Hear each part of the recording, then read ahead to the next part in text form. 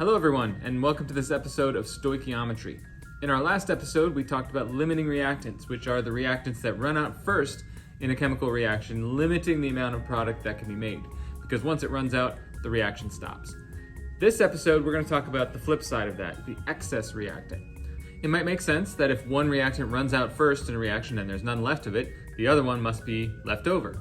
And in chemistry class, you're probably going to be asked the question, how much of your reactant is left over?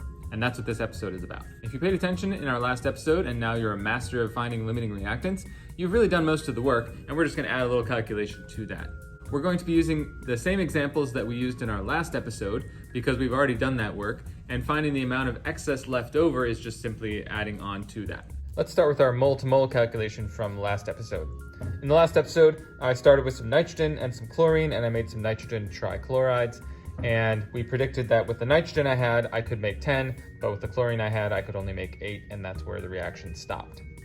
Now, in order to find out how much excess reactant remains, the chlorine was the limiting reactant, the nitrogen is left over, and I want to calculate how much is left over. Now, you might be able to do this in your head already, but we're going to show the calculation, so in case it gets more difficult, you'll have something to back up on. Here are some steps for calculating the amount of excess reactant left over. First, start with the maximum theoretical yield from your original limiting reactant calculation. We've already done that work, so that's great. Then, working backwards, predict how much of the excess reactant it would take to produce this amount.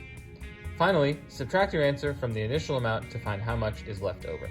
In my original calculation, my maximum theoretical yield was 8 moles of NCl3, and I found out that the chlorine was the limiting reactant. We'll just abbreviate LR. So I want to start with my maximum theoretical yield, 8 moles of NCl3, and I want to predict how much of the other reactant it would take to make that.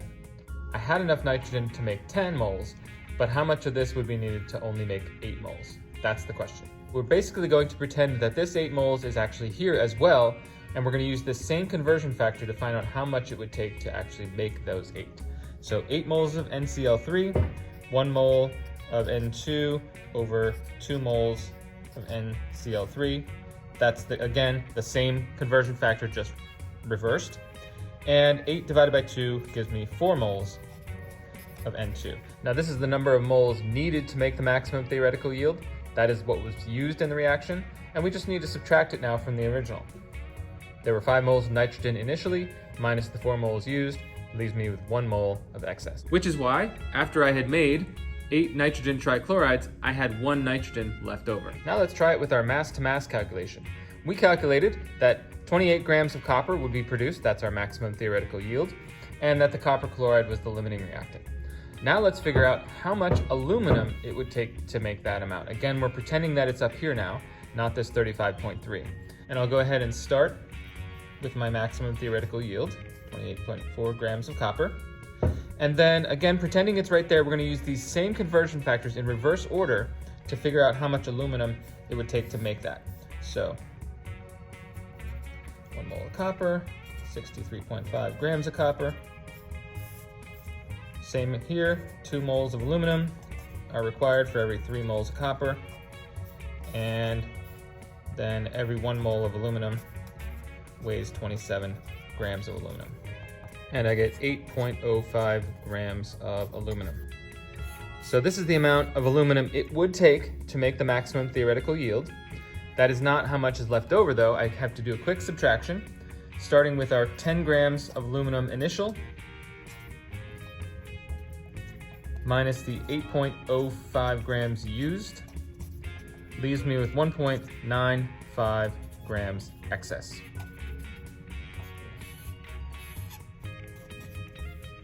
Now it's your turn. In our last episode, we calculated that 16 grams of SO2 could be made from a mixture of molybdenum 4 sulfide and oxygen. We found that the molybdenum 4 sulfate was the limiting reactant and that the oxygen was the excess reactant. So feel free to pause the video and calculate how many grams of oxygen is left over.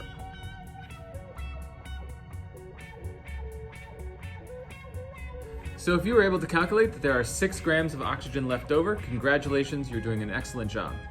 So here's my solution. Starting with the maximum theoretical yield from the original calculation, I'm pretending it's here and I'm going to work backwards to find out how much oxygen it takes to make that.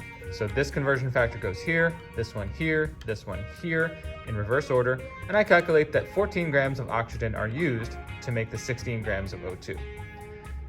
Then I subtract the 14 from the original 20 grams that I had, and I calculate that I have 6 grams of excess oxygen left over. So that's one way to calculate the amount of excess reactant remaining after your reaction. I know that there are other ways, and you may know some of those ways yourself, and that's great. As you get more comfortable doing limiting and excess reactant calculations, you may find your own shortcuts along the way. But there you have it, a nice, easy way to calculate how much excess remains after you've done your limiting reactant calculations. Thanks for watching. Bye.